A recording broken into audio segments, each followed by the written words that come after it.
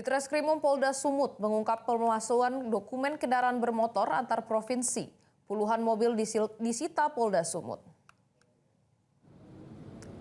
Selain puluhan kendaraan tanpa dokumen, penyidik Subdit Jatanras juga menangkap 11 tersangka dengan berbagai peran. Dari lokasi penangkapan, disita ratusan STNK palsu, dokumen, BPKB palsu, dan alat elektronik.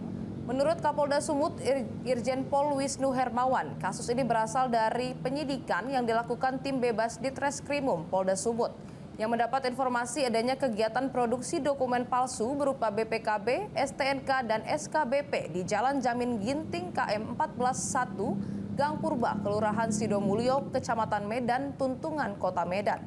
Setelah menggerebek lokasi dan menangkap pelaku JS yang saat itu sedang membuat pemalsuan, pelaku juga berperan membuat postingan di media sosial untuk menarik konsumen yang menginginkan surat-surat kendaraan secara palsu. Sedangkan pelaku lainnya berperan merakit kendaraan dan menyimpan kendaraan mewah untuk dijual dengan dokumen palsu. Dalam membuat STNK dan BPKB palsu, pelaku menggunakan alat-alat elektronik seperti komputer dan alat percetakan lainnya. Menurut Direktur Ditreskrimum Polda Sumut, Kombes Pol Sumaryono, kemungkinan pelaku lain akan ada ratusan kendaraan tersebar di Indonesia diduga memiliki surat palsu. Ini bukan cuma satu provinsi, tetapi sudah di berbagai provinsi. Tindak pidananya berawal di Sumatera Utara.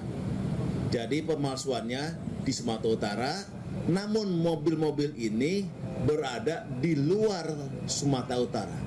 Jadi kita sita di berbagai daerah, karena mobilnya ada di luar daerah, suratnya dari Sumatera Utara.